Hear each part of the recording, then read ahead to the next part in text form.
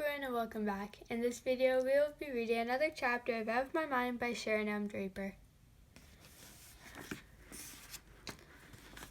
Chapter 7. When I sleep, I dream, and in my dreams, I can do anything.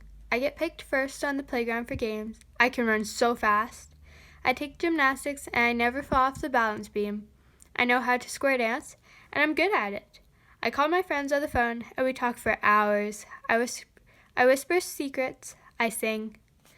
When I wake up in the morning, it's always sort of a letdown as reality hits me. I have to be fed and dressed so I can spend another long day in the happy face room at Spalding Street School. Along with the assortment of teachers we've had in room H5, there have been more classroom aides than I can count. These aides, usually one guy to help with the boys and one lady to help with the girls, do stuff like take us to the bathroom or change diapers on kids like Ashley and Carl, feed us at lunch, wheel us where we need to go, wipe mouths, and give hugs. I don't think they get paid very much because they never stay very long, but they should get $1 million. What they do is really hard, and I don't think most folks get that. It's even hard to keep good teachers for us. I guess I don't blame them for leaving, because like I said, we're a tough bunch to handle sometimes. But once in a while, we get a good one. After squeaky Mrs. Hyatt for kindergarten and game show Mr. Gross for first grade, Mrs. Tracy breezed into our room for second grade. She figured out I like books, so she got some earphones and hooked me up with audiobooks on CD. She started with baby stuff like Dr. Seuss, which my father had read when I was 2, so often I tossed those on the floor a couple of times. Instead of punishing me, she figured out I needed something better. I listened to all of the Babysitters Club books and those goofy Goosebumps books. She asked me questions after each book, and I got every single question right. Things like, which of these helped to solve the mystery? Then she showed me a pebble, a starfish, and an ink pen. The pebble, of course. She'd cheer after we'd gone through the questions and then hook me up to another book. That year I listened to all the books by Beverly Cleary and all the books about boxcar kids. It was awesome.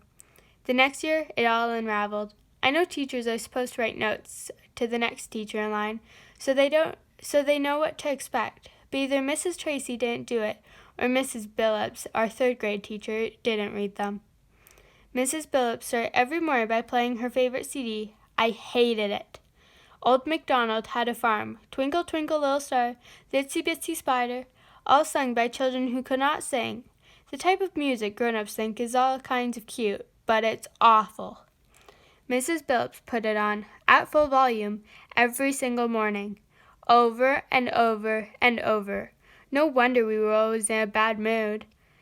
Once she had the Tin Pan Band on.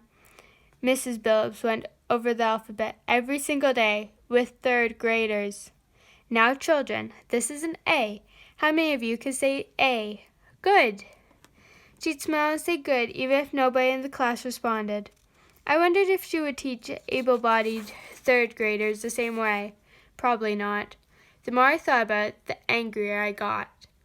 Now, let's move on to B. This is the letter B. Let's all say B. Good. Again, to silence. She didn't seem to care. I glanced with longing at the books on tape and the earphones which had been shoved into a corner. One day I guess I'd had enough. Mrs. Billups had expanded from say the letters to making the sound of each one. Buh, she said loudly, spitting a little as she did. Buh is the sound of the letter B. Let's all say buh together, children. Then Maria, who was always in a good mood, started throwing crayons. Willie began to babble, and I bellowed. I may not be able to make clear sounds, but I can make a lot of noise. I screamed because I hated stuff that was just plain stupid. I screeched because I couldn't talk and tell her to shut up. And that made me cry because I'd never been able to tell anybody what I was really thinking. So I screamed and yelled and shrieked. I cried like a 2-year-old. I would not stop. Then my tornado explosion took over. I flailed and jerked and basically spazzed out. I kicked so hard that my shoes popped off the foot straps on my chair. That made me tilt to one side, and I screamed even louder. Mrs. Billups didn't know what to do. She tried to calm me down, but I didn't want to be calmed. Even the aides couldn't stop me. Jill and Maria started to cry. Even Ashley, dressed all in yellow that day, looked upset. Freddie spun his chair around in circles, glancing sideways at me fearfully. Carl hollered for lunch. Then he pooped in his pants again. The whole class was out of control, and I kept screeching. The teacher called Mrs. Anthony, the principal, whose eyes got wide as she opened our door. She took one look at the situation and said tersely, "Call her mother." She could not have left more quickly. A moment later, the teacher had my mother on the phone. "Mrs. Brooks, this is Melody's teacher, Anastasia Billups. Can you come to the school right away?" I knew my mother had to be worried. Was I sick? Bleeding? Dead? "No, she's not ill. She's fine, we think," Mrs. Billups was saying in her most professional-sounding teacher voice. "We just can't get her to stop screaming. She's got the whole class in an uproar." I could picture my mother on the other end of the line trying to figure out what was going on. Luckily, it was her day off. I knew she'd be there in a few minutes. So I gradually calmed down and finally shut up. The other kids quieted down as well, like somebody had clicked off the switch. Old MacDonald continued to play. My mother arrived faster than I thought possible. When I saw her jeans and dirty sweatshirt, I realized she dropped everything and jumped in the car. She ran over to me and asked what was wrong. I took a few deep breaths, shuddering breaths. Then I pointed to the alphabet on my talkie board and screeched some sounds of frustration. "This is about the alphabet?" my mother asked. "Yes," I pointed, then pounded on the answer. She turned to Mrs. Billups. "What were you working on before all the screaming started?" Mrs. Billups replied in that superior tone that teachers dressed in nice red business suits use when they're talking to mothers with dirty shirts on. "We were reviewing the alphabet, of course. The sound of the letter B, if I recall. I always start with the basics. These children need constant review because they don't retain information like the rest of us." My mother was getting the picture. "So you were going over the ABCs?" "Correct. It's February. I beg your pardon? School started in August. You haven't got to pass the letter B in 6 months?" Mum was bawling and unballing her fists. I've never seen my mother hit anything, but when I see her doing that, I always wonder if she might. Who are you to tell me how to run my class?" the teacher asked angrily. "And who are you to bore these children with mindless activities?" my mother snapped back. "How dare you?" the teacher gasped. "I dare anything for my daughter," Mum replied, her voice dangerous, "and for the rest of these children." "You don't understand," the teacher began. Mum interrupted her. "No, Mrs. Billups, it is you who does not understand." Mum looked like she was trying to calm herself down, because she then said, "Look, have you ever said to yourself, if they show that stupid commercial on TV one more time, I think I'm just going to scream?" Mrs. Billups nodded slowly. "Or if I have to sit 5 more minutes in this traffic jam, I will simply explode." "Yes, I suppose," she admitted.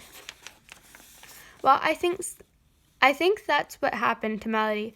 She said to herself, if I have to go over those letters one more time, I'll just scream. So she did. I really don't blame her. Do you?" Mrs. Billups looked from my mother to me. "I guess not, now that you explain it that way," Mrs. Billups finally said, her voice not as calm as my mother's. "Melody knows her alphabet, all the sounds of all the letters and hundreds of words on sight. She can add and subtract numbers in her head. We discussed all of this at our last parent conference, didn't we?" I could tell my mother was trying to control her temper. "I thought you were exaggerating," the teacher said. "Parents are not always realistic when it comes to these children." "If you call them these children one more time, I might scream," my mother warned. "But Melody does have mental and physical limitations," Mrs. Billups argued. "Try to put Mum in her place, I guess. You have to learn to accept that." And the fire was back. "Melody can't walk, Melody can't talk, but she is extremely intelligent, and you better learn to accept that," Mum spat out. The teacher backed up an inch or two. "Didn't you read her records from last year?" Mum demanded. "Melody loves listening to the books on tape." I tried to approach each child with an open mind and not be influenced by other teachers. "All the records are in a box someplace." "Maybe you should find that box," my mother said, her lips tight. "Well, I never," Mrs. Billups countered. "Well, maybe that's your problem, Mum replied with a grin. Then she tilted her head and turned toward the CD player. Oh, one more thing. May I see that wonderful CD you're playing? Of course, Mrs. Billups said, smiling a little. The children loved this. Do they? Mum asked. The teacher lifted the disc from the player. Twinkle, twinkle, silence. Willie sighed out loud. Mum took the CD, dug down in her purse for a moment, gave Miss Billups a $5 bill, and deftly snapped the disc in half. That music was cruel and unusual punishment. Freddie and Maria cheered. Gloria whispered thank you. For a moment, I almost felt sorry for Mrs. Billups. She looked so confused. She just didn't get it. Mum walked over to the sink in our room, turned on the warm water, and soaked a stack of paper towels under the faucet. She came back to me and gently wiped my face with a warm, soggy wad. Nothing had ever felt so soothing. She then brushed my hair, adjusted the straps and buckles on my chair, gave me a quick hug, and went home. Mrs. Billups quit her job after spring break, so we ended up with a series of subs till the end of the year. I think she had figured it would be easier to work with people who were dumber than she was. She was wrong. Thanks for watching. Don't forget to subscribe for the next chapter. See you next time.